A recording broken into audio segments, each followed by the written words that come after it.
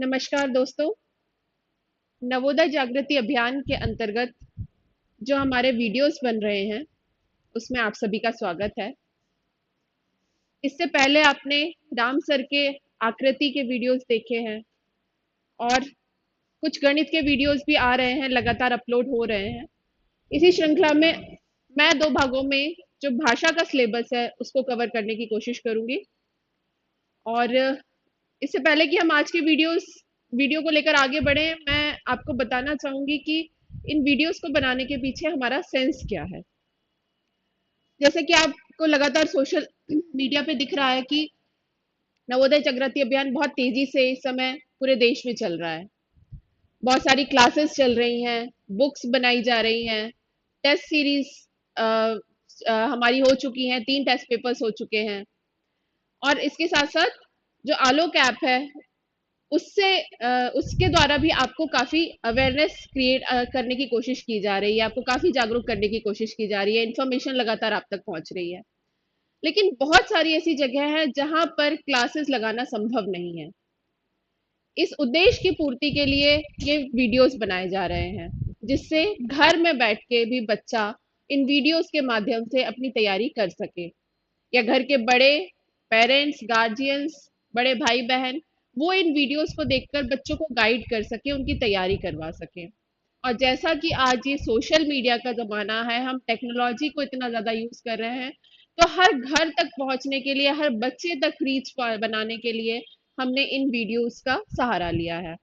तो मैं उम्मीद करती हूँ कि भाषा के ये जो दो सेक्शन में, दो सीरीज में मेरे वीडियोस आ रहे हैं, 2 पार्ट में, ये आपको उतने ही हेल्प करेंगे जितने की बाकी वीडियोस कर रहे हैं। तो हम अपनी क्लास स्टार्ट करते हैं। वैसे तो आपको काफी जानकारी है कि नवोदय का सिलेबस क्या है, पेपर किस प्रकार से आता है। मैं आपको एक ब्रीफ रिवीजन यहाँ पे देना चाहूंगी कि टोटल 80 क्वेश्चन आते हैं पेपर में। ये 80 क्वेश्चन 3 अलग-अलग सेक्शन से आते हैं। पहला होता है आकृति का, जिससे 40 क्वेश्चन होते हैं। दूसरा होता है गणित का पोर्शन, जिसमें 20 क्वेश्चन आते हैं।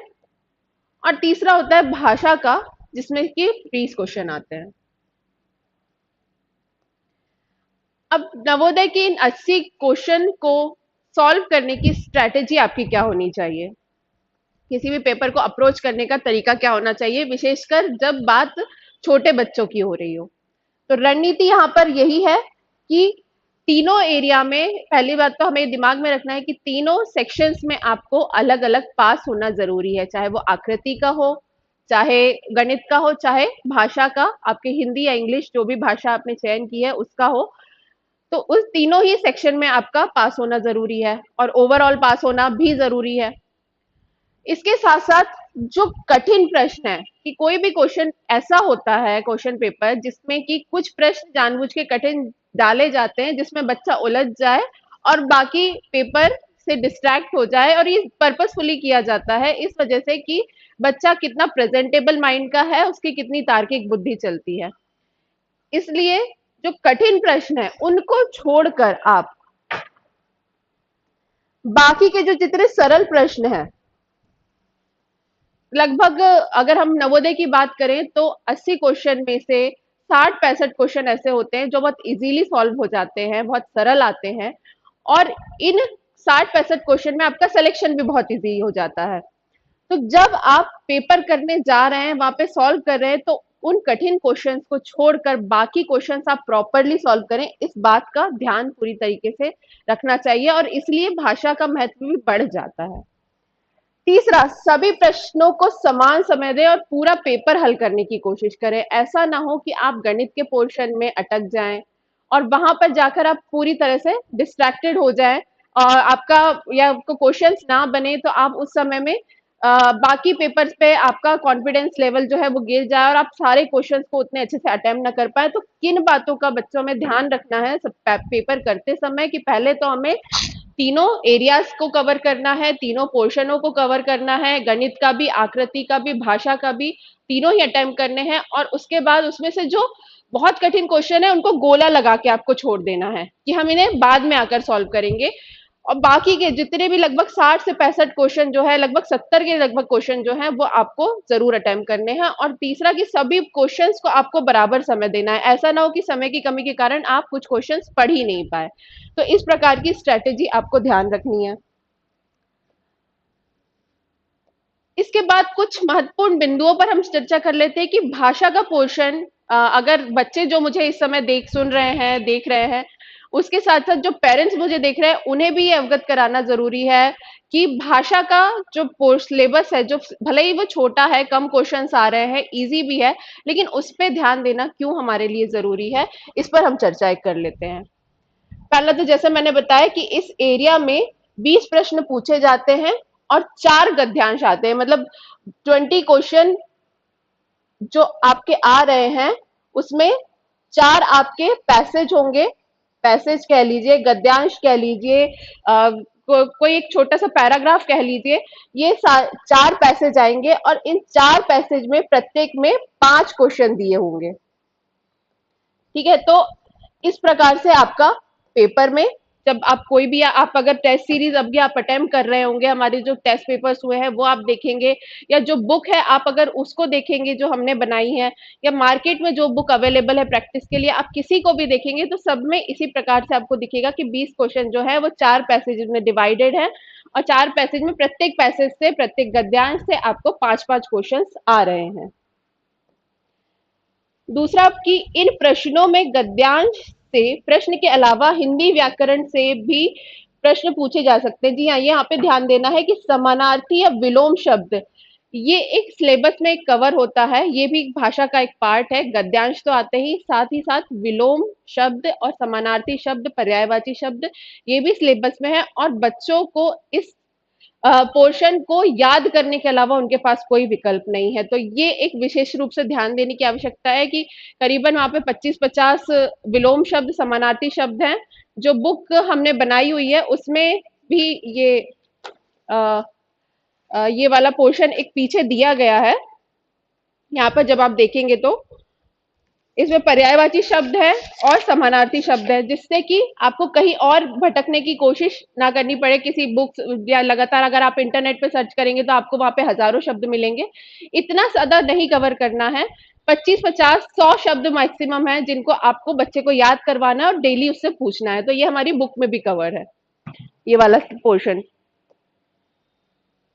तीसरा है कि बच्चों को गद्यांश के साथ साथ विलोम शब्द और पर्यायवाची शब्द की तैयारी करानी है, और मेरा मानना यह है कि माता पिता, दादा दादी और परिवार के अन्य सदस्य भी इसकी तैयारी करवा सकते हैं। किस प्रकार से मैं आपको बताती हूँ कि जैसे मैंने आपको बताया, ये किताब जो अगर आपके घर पर है, या कोई अन्य किताब जिससे आपका बच्चा प्रैक्टिस कर रहा है, या किसी क्लास में जा रहा है, वहां पे इस तरह के शब्द पढ़ाए या लिखाए जाते हैं, तो आप ज्यादा कुछ मत करिए।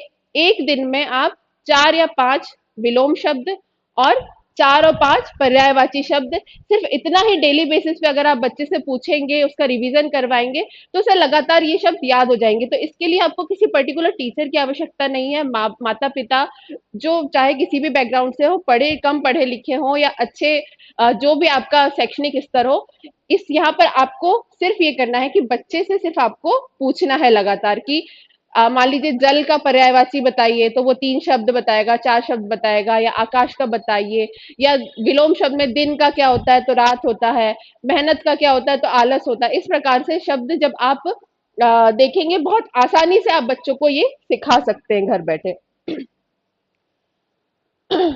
चौथा पॉइंट है, क्योंकि नवोदय की परीक्षा देने वाले छात्र छात्रा 5वीं कक्षा के होते हैं, इसलिए उन्हें प्रश्न पत्र हल करने का स्वरूप नहीं मालूम होता है, और इसलिए भी वो गलती करते हैं। छोटे बच्चे, जैसे मैंने कहा, 5th क्लास के बच्चे, ज्यादा उनकी एज नहीं होती, 9-10 साल के होते हैं, तो उस स्थिति में वो पेपर को समझ पाए और उसको वैसा अटेम्प्ट कर पाए, आंसर शीट अच्छे से भर पाए, ये बहुत ज्यादा होता है कि बच्चे कंफ्यूज हो जाते हैं अगर उनकी प्रैक्टिस ना हो। खासकर इतने छोटे बच्चे, हम अगर अपनी बात भी करें तो हम अगर पहली बार कोई एग्जाम देने गए थे ग्रेजुएशन के बाद में, तो हम लोगों ने भी कई सारी गलतियां की हुई थी। तो इतने छोटे बच्चों से एक्सपेक्ट करना कि वो परफेक्टली अटेम्प्ट कर लेंगे, इसलिए जरूरी है कि उनकी लगातार प्रैक्टिस बनी रहे, चाहे वो भाषा के पोर्शन की हो, चाहे आकृति की हो या गणित की हो। गणित और आकृति तो फिर भी एक प्रैक्टिस करने वाला रेंज है। भाषा को जो बहुत सरल समझा जाता है वहां पर हमें गलतियां कम से कम हो, इस बात का विशेष ध्यान रखते हुए उसकी तैयारी अच्छे से करवाना है। परिवार के सदस्यों को बच्चों के समक्ष कहानी प्रस्तुत करनी चाहिए और कहानी से प्रश्न रखने चाहिए, जिससे कि आसानी से वे उनकी तैयारी हो जाएगी।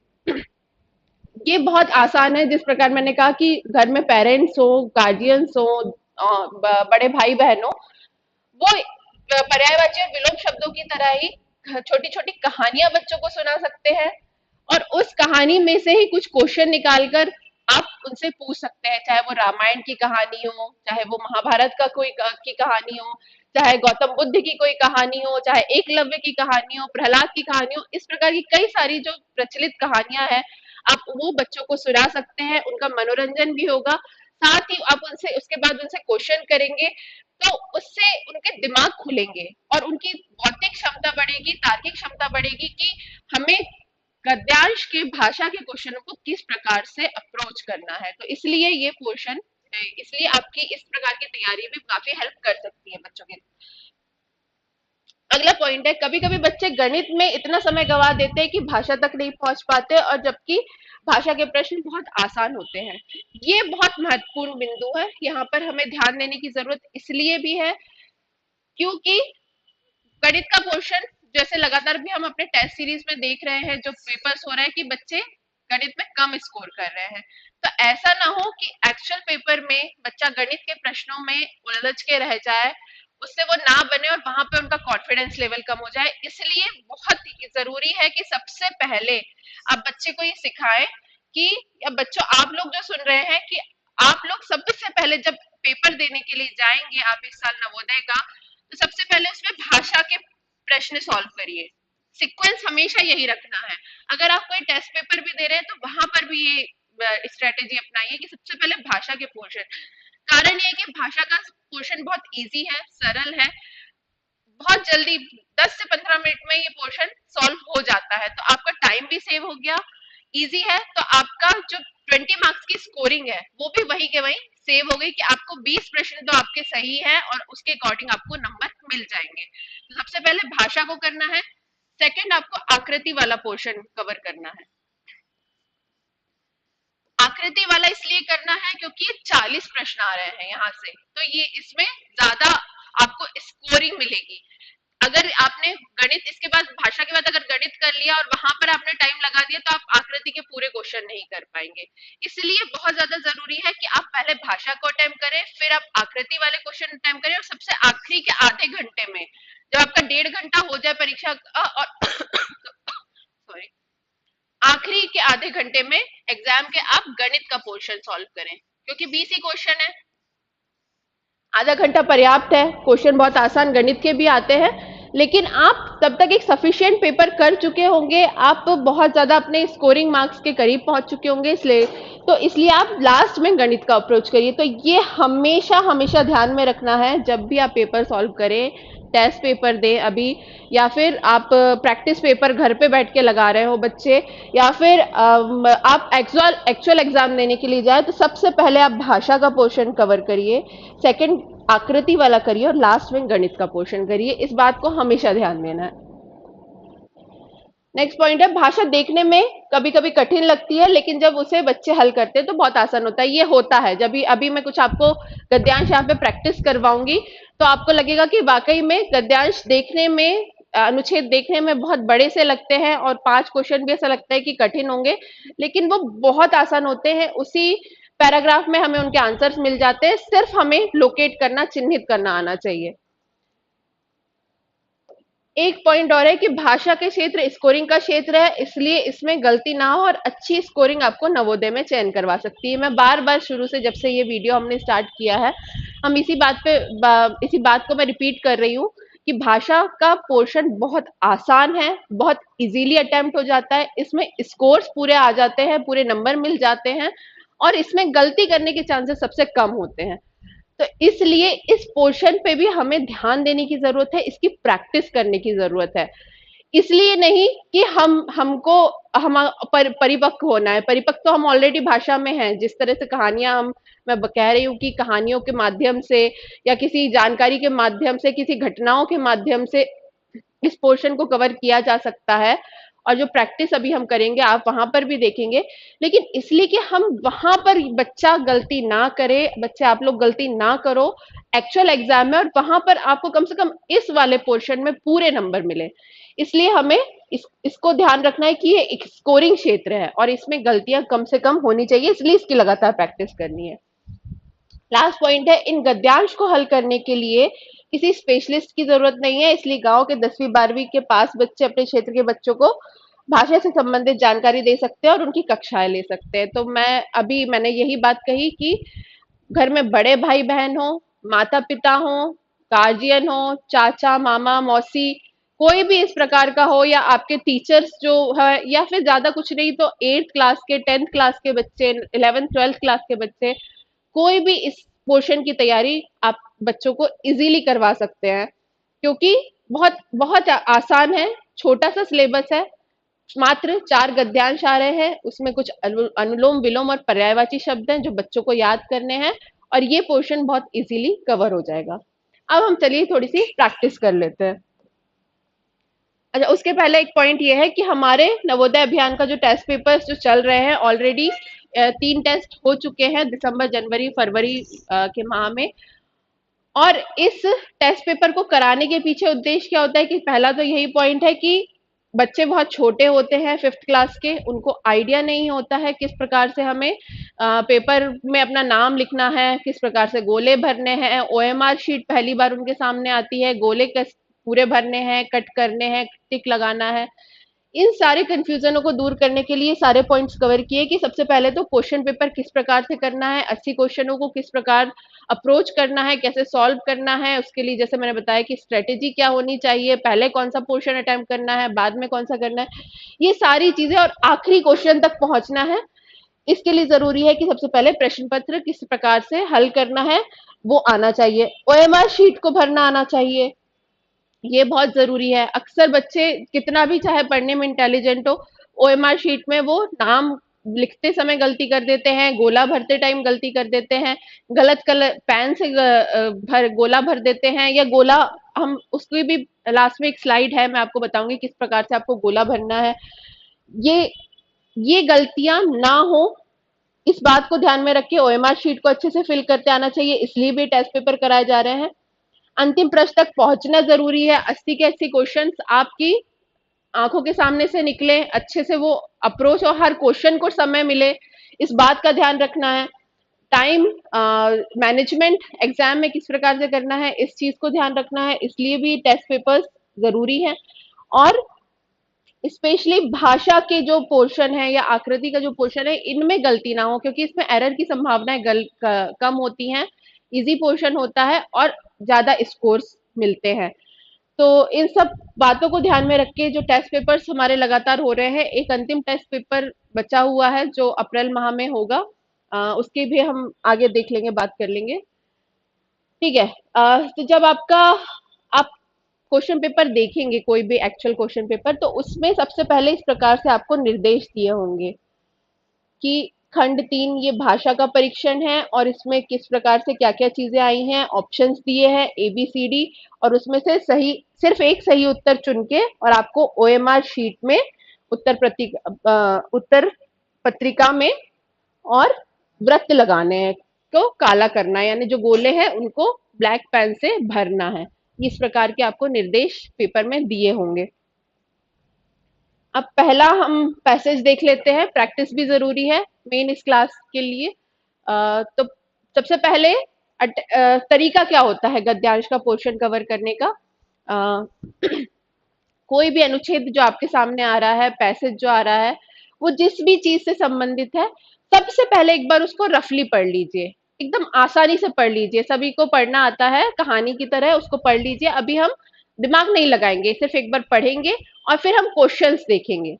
तो पहला अनुच्छेद जो हम पढ़ने जा रहे हैं उसमें है कि शरीर का भार कम करने या स्वास्थ्य भार बनाए रखने के लिए केवल साधारण नियम है। ये है कम वसा शर्करा वाला संतुलित भोजन करना और अधिक व्यायाम करना। भार कम करने के लिए आपको भूखे रहने की कोई आवश्यकता नहीं है। यदि आप चीनी बिस्कुट कम लें तथा अधिक फल और सब्जियां खाएं और पर्याप्त पानी पिएं तो आपका भार कम हो जाएगा और आप अधिक स्वस्थ हो जाएंगे। प्रतिदिन सैर के लिए जाएं या साइकिल चलाएं, टेलीविजन देखने या वीडियो गेम्स खेलने के स्थान पर अधिक सक्रिय रहे। ये हमने इस प्रकार से एक पूरा पैसेज पढ़ लिया। अब हम पहले क्वेश्चन देखेंगे। क्वेश्चन देखना इसलिए जरूरी है बच्चों की सबसे पहले आप जानेंगे क्वेश्चन में हम देख हाईलाइट कर लेंगे कि किन बातों के बारे में पूछ रहा है। तो जब हम पैसेज को वापस दोबारा पढ़ेंगे तो हम और ध्यान से उस पैसेज को पढ़ पाएंगे और उन पॉइंट्स को हाईलाइट कर पाएंगे जिससे संबंधित क्वेश्चन पूछे गए हैं। तो सबसे पहला क्वेश्चन है कि हम स्वस्थ कैसे रह सकते हैं। यहाँ पे 4 ऑप्शन है, अभी ऑप्शन की जरूरत नहीं है, हम सिर्फ क्वेश्चन पढ़ रहे हैं। दूसरा क्वेश्चन है भार कम करने के लिए हमें क्या अधिक खाना चाहिए। तीसरा क्वेश्चन है स्वस्थ रहने के लिए हमें क्या अधिक पीना चाहिए। कौन सा व्यायाम सबके लिए अच्छा है। और लास्ट क्वेश्चन है सक्रिय शब्द का विलोम शब्द। जैसे मैंने कहा था पर्यायवाची और विलोम शब्द भी बीच बीच में आपसे पूछेगा, तो यहाँ पर एक विलोम शब्द आपसे पूछ लिया गया है। तो हम वापस से अब हमने 5 क्वेश्चंस देख लिए, अब हम वापस से अपने पैसेज पे जाएंगे। अब दूसरी बार जब आप पैसेज पढ़ेंगे तो आपको पॉइंट्स हाईलाइट करने हैं। जो हमसे क्वेश्चन पूछा गया था उससे संबंधित जो भी जानकारी हमको यहाँ पे समझ में आएगी हम उसको पेंसिल से या पेन से जिससे भी हम पेपर सॉल्व कर रहे हैं तो हम इनको अंडरलाइन कर लेंगे या गोला बना लेंगे, टिक मार्क कर लेंगे, जो भी आपको लगता है। तो पहली लाइन है शरीर का भार कम करने या स्वास्थ्य भार बनाए रखने के लिए केवल साधारण नियम है। ठीक है, तो शरीर का भार यहाँ पे महत्वपूर्ण बात हो गई कि यहाँ पे स्वास्थ्य संबंधी कोई बात चल रही है। ये पैसेज पहली बार हमें पढ़ के समझ में आ गया था कि ये स्वास्थ्य से संबंधित कुछ पैसेज है और किस प्रकार से हमें अपना वजन में संतुलित रखना है उसके बारे में बात हो रही है। इतना हमें समझ में आ गया। पहला हो गया शरीर का भार, इसको कम करने के लिए, तो इसको हमने हाईलाइट कर लिया। अब हम अगली लाइन पे आ जाते हैं कि स्वस्थ भार बनाए रखने के लिए केवल साधारण नियम है। अब वो नियम क्या है यहाँ पर हम वो देख लेते हैं। तो नियम क्या है कि एक तो कम वसा का भोजन करना, कम वसा होनी चाहिए आपके खाने में और शर्करा संतुलित होनी चाहिए। कैसी होनी चाहिए? संतुलित। तो जब आप दूसरी बार क्वेश्चन देखो पढ़ रहे हैं हम गद्यांश को, तो हमने अपने जरूरी जो हम क्वेश्चन हमने पीछे देखे थे उनसे संबंधित यहाँ पर जो शब्द है हम अंडरलाइन करते जा रहे हैं। फिर हम आगे पढ़ेंगे कि पहला नियम क्या था, कम वसा वाला भोजन और कम शर्करा वाला भोजन, और फिर इसके बाद है संतुलित भोजन करना और अधिक व्यायाम करना। ये एक पोर्शन हो, ये एक बात हो गई। तो इस प्रकार से ये कुछ नियम है किसके लिए? वजन कम रखने के लिए। ठीक है, अगली लाइन पढ़ते हैं। भार कम करने के लिए आपको भूखे रहने की कोई आवश्यकता नहीं है। तो भूख की कोई बात क्वेश्चन में हो नहीं रही थी, इसलिए हम इस लाइन को अभी ध्यान नहीं दे रहे हैं। यदि आप चीनी बिस्कुट कम लें, चीनी बिस्कुट कम खाएं और अधिक फल और सब्जियां खाएं, इसकी बात हो रही थी पीछे क्वेश्चन में। जब आप देखेंगे अभी हम फिर से क्वेश्चन अटेम्प्ट करेंगे तो यहाँ पे बात हो रही थी। और क्या? पर्याप्त पानी पिए तो आप का भार कम हो जाएगा और आप अधिक स्वस्थ हो जाएंगे। यहाँ पे ये लिख दिया है। ठीक है, इसमें कोई कंफ्यूजन ही नहीं है समझने में। और प्रतिदिन सैर के लिए जाए, ये भी जरूरी है, ये भी आगे क्वेश्चन में पूछा हुआ है। तो प्रतिदिन सैर के लिए जाएं या हो सके तो साइकिल चलाएं, ये भी एक है। और क्या नहीं करना है? टेलीविजन या वीडियो गेम्स ये कम देखना है। तो इसकी जगह टेलीविजन, जब हम टीवी देखते हैं या हम वीडियो गेम्स खेलते हैं तो हम क्या करते हैं? हम एक जगह बैठ के ही देखते हैं ना, रिमोट से बटन चेंज करते हैं चैनल, या वीडियो गेम्स में एक रिमोट कंट्रोल हमारे हाथ में होता है तो हम उससे खेलते हैं। तो ये टेलीविजन या वीडियो गेम्स खेलने के स्थान पर हमें क्या रहना है, सक्रिय। ये शब्द क्यों जरूरी है, क्योंकि इसका विलोम शब्द पूछा गया है, इसलिए यहाँ पे इसको भी अंडरलाइन करना जरूरी है। तो इस प्रकार से हमने पैसेज पढ़ लिया फिर से। अब हम क्वेश्चन अटेम्प्ट करने की तरफ जाएंगे। तो पहला क्वेश्चन है कि हम स्वस्थ कैसे रह सकते हैं। अब ऑप्शंस पढ़ने हैं आपको। पहला, केवल बिस्कुट खाकर, केवल बयान करके, संतुलित भोजन खाकर और व्यायाम करके, और चौथा ऑप्शन है अधिक फल खाकर। तो अब हमें ये तो समझ में आ गया था पीछे जब हमने इस पैसेज में अंडरलाइन किया था कि हम क्या ज्यादा कर सकते हैं, अधिक फल और सब्जियां खाकर और पर्याप्त पानी पीकर भी हम अपना वजन संतुलित कर सकते हैं। तो यहाँ पर बहुत आसानी से हम लोग क्या देख लेंगे, सबसे पहले तो कि ये वाला ऑप्शन जो सी ऑप्शन है ये हमारे कुछ काम का है, और डी भी कुछ कुछ लग रहा है। अगर हम समझना चाहें तो हमें सी ऑप्शन भी हमारे काम का लग रहा है, लेकिन डी भी लग रहा है क्योंकि फल भी ज्यादा खाने की बात की गई है। ऊपर के दो तो बिल्कुल ही नहीं है। यहाँ पर क्या किया, कहा गया था आपसे कि बिस्कुट और चीनी को कम खाएं, इसलिए ये ऑप्शन बिल्कुल नहीं है।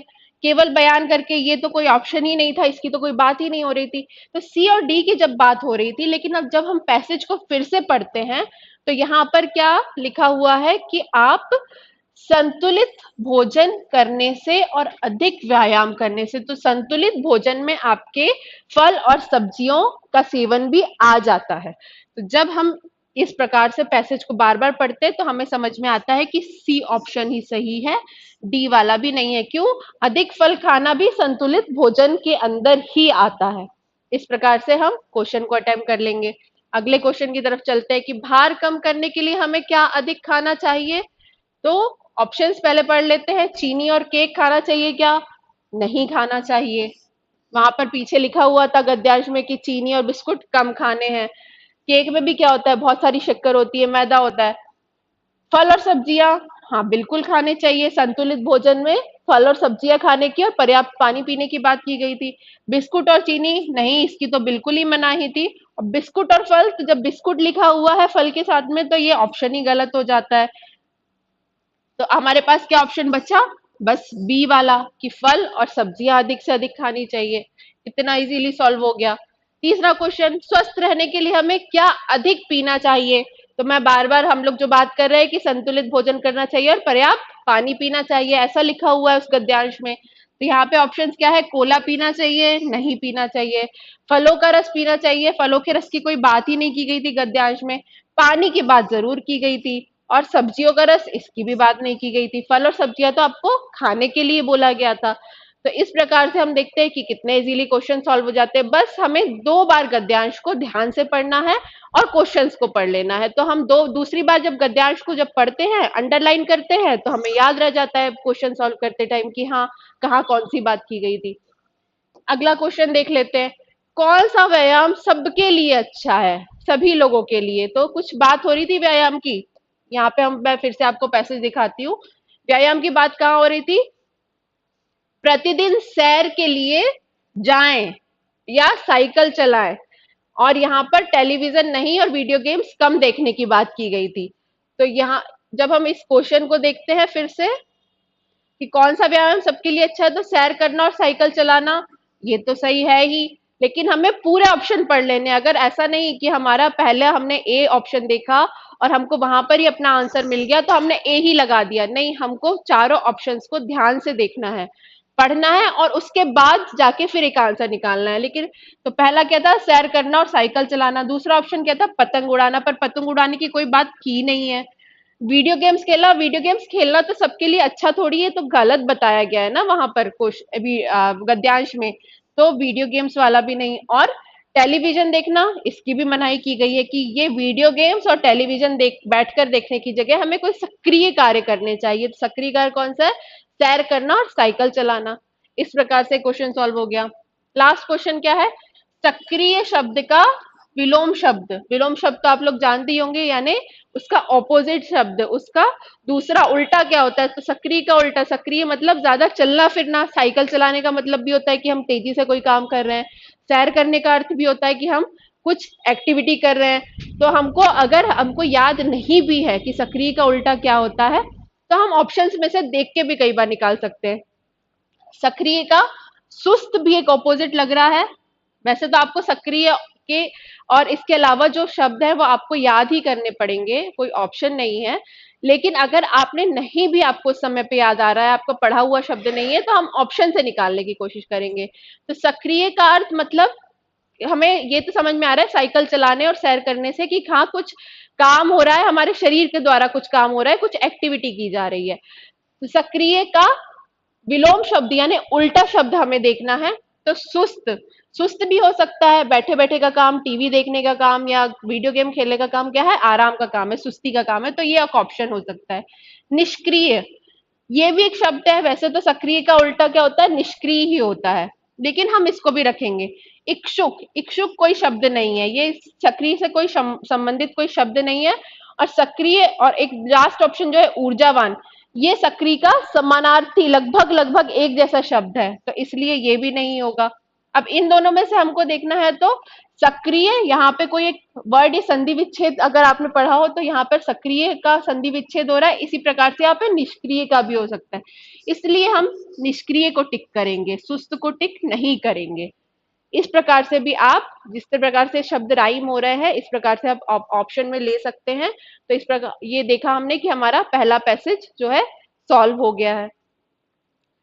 एक और पैसेज हम प्रैक्टिस कर लेते हैं। पहले क्या करना है, जैसे मैंने आपको बताया था सबसे पहले कि आपको पैसेज को सिर्फ एक बार पढ़ लेना है और उसके बाद हम क्वेश्चंस पढ़ेंगे।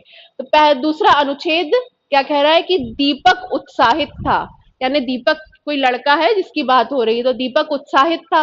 वह अपने चाचा जी और चचेरे भाई बहन प्रीत और रिया के साथ रविवार को पिकनिक पर जा रहा था। उसने अपनी तैराकी के सामान, नाश्ते और खेलने के सामान को अपने एक पिट्ठू बैग में रख लिया। वे सुबह 6 बजे चल दिए। बहुत दूर तक गाड़ी चलाने के बाद वे पिकनिक के स्थान पर सुबह 9 बजे पहुंच गए। वह स्थान गांव का एक फार्म हाउस था। उन्होंने गांव के चारों ओर घूमकर धान के खेत देखे और जाना कि चावल कैसे उगाया जाता है। वे पेड़ों पर चढ़े और आम और अमरूद तोड़े। दोपहर को एक पेड़ के नीचे बैठकर उन्होंने दोपहर का भोजन किया।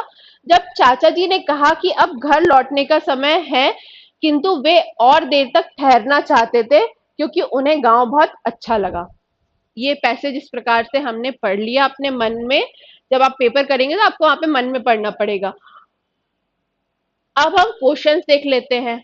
जैसे उत्साहित का अर्थ, अब यहाँ पे क्या पूछा है, यहाँ पे उसका शब्दार्थ पूछा है। उत्साहित का शब्दार्थ, तो पहली लाइन में क्या हमने पढ़ा था, दीपक उत्साहित था। अब हम देखेंगे कि उत्साहित का अर्थ क्या होता है।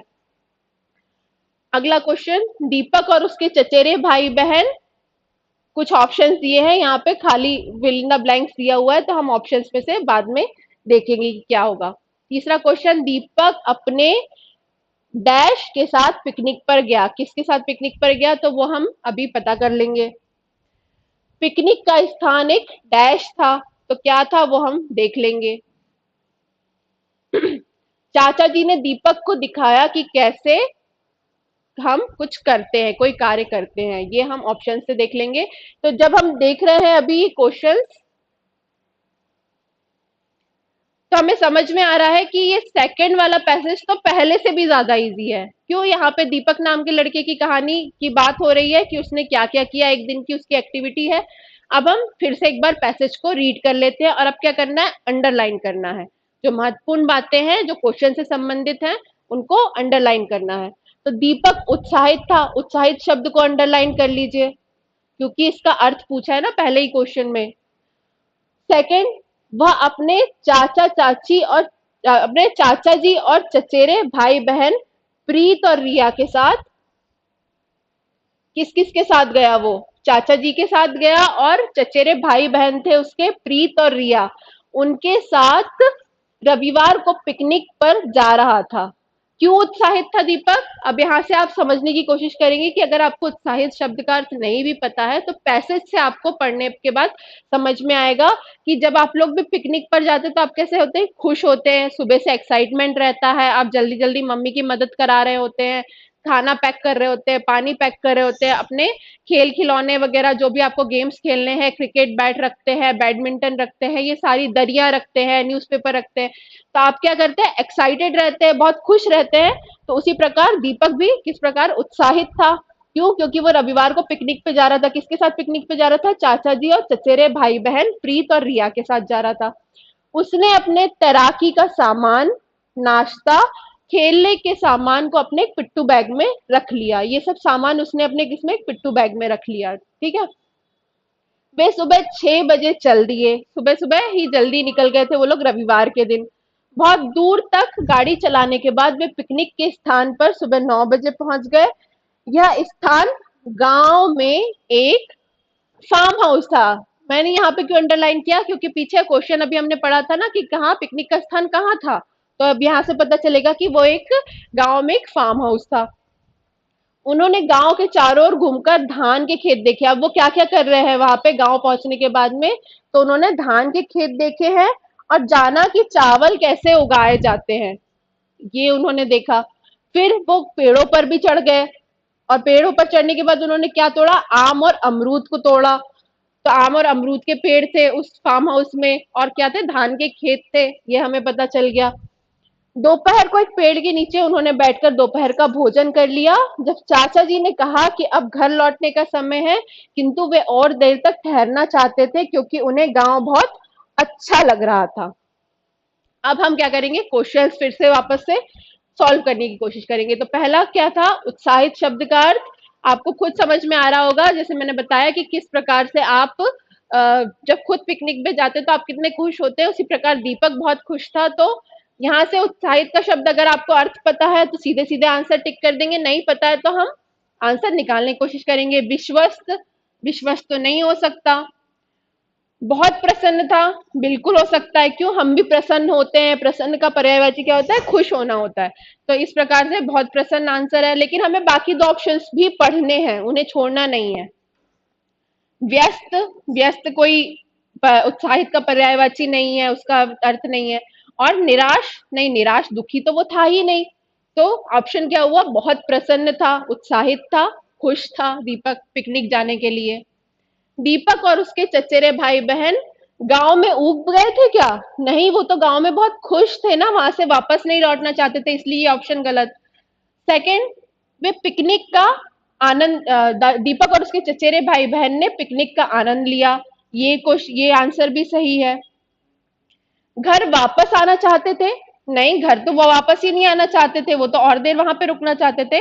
और चौथा ऑप्शन है पेड़ों पर ना चढ़ सके। नहीं, पेड़ पर तो वो चढ़े थे और उन्होंने अमरूद और आम तोड़े थे। तो इसलिए अब हमारे पास ऑप्शन क्या बचा? बी, कि उन्होंने पिकनिक का बहुत आनंद लिया, बहुत एंजॉय किया।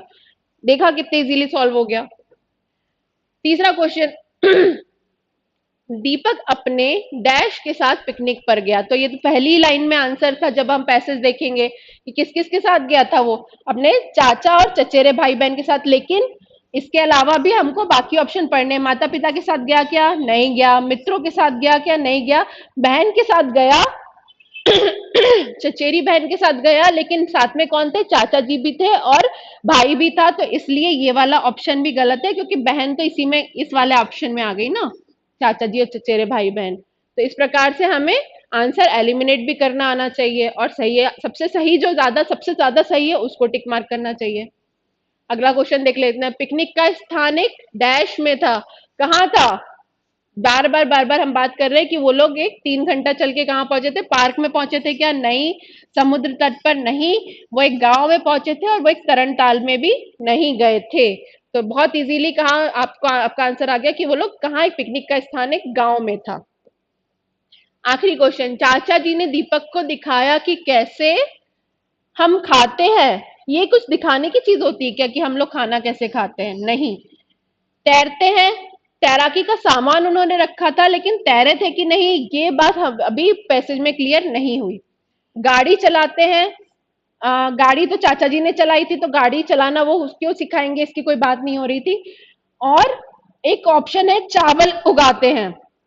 तो यहाँ पर जब हम पैसेज को वापस से एक बार पढ़ने जाएंगे, तो यहाँ पर हमने अंडरलाइन भी किया हुआ है कि जब वो लोग पिकनिक के स्थान पर पहुंचे, गांव में पहुंचे जो कि एक फार्म हाउस था। तो उन्होंने गांव में चारों ओर घूमकर धान के खेत देखे। देखो मैंने यहाँ पे अंडरलाइन भी किया था, धान के खेत देखे, और ये भी अंडरलाइन किया था, और ये जाना कि चावल कैसे उगाया जाता है।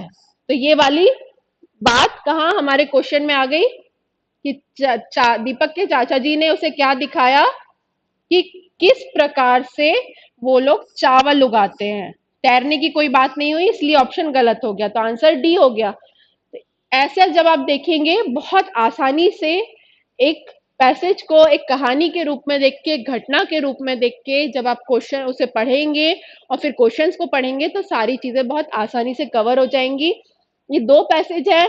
अगली वाला जो हमारा भाग होगा, भाग दो होगा भाषा का, उसमें भी हम कुछ पैसेज प्रैक्टिस करने की कोशिश करेंगे।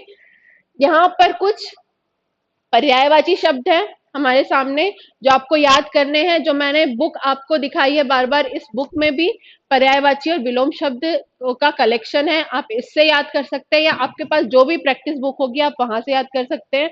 बहुत आसान होता है। पानी का जैसे आपको पता है कि पर्यायवाची क्या होता है, जल होता है, नीर होता है, अम्बुज होता है। हवा का पवन, वायु, समीर, ये बहुत आसानी से आप लोगों को पता ही है, सिर्फ हमें एक बार रिवाइज करने की जरूरत है। घर का क्या होता है, तो घर को हम मकान भी कहते हैं, सदन भी कहते हैं, ग्रह कहते हैं, आवासीय स्थान कहते हैं। ये सारी बातें हो गई। तो इस प्रकार से आप पर्यायवाची शब्दों का एक सिलेबस कंप्लीट कर लीजिएगा। साथ ही विलोम शब्द बहुत आसान होते हैं। दिन का क्या होता है, रात होता है, अच्छा बुरा, जागरण, शयन। इस प्रकार से आपको ये याद ही करने पड़ेंगे, इसका कोई आपके पास और कोई विकल्प नहीं है। पेरेंट्स जो इस वीडियो को देख रहे हैं या टीचर्स जो देख रहे हैं, आप हर दिन क्लास में बच्चों को एक होमवर्क दीजिए कि वो 5 पर्यायवाची शब्द और 5 अनुलोम विलोम शब्द याद करके आए, और आप उनसे पूछिए। तो इस प्रकार से उनकी डेली बेसिस पर ये तैयारी होती रहेगी। इसके बाद हम सेकेंड पोर्शन कवर करने की कोशिश करते हैं। उसमें देख लेंगे कि कुछ और गद्यांश हम प्रैक्टिस कर लेंगे, और कुछ पर्यायवाची और विलोम शब्द भी देखेंगे। Thank you.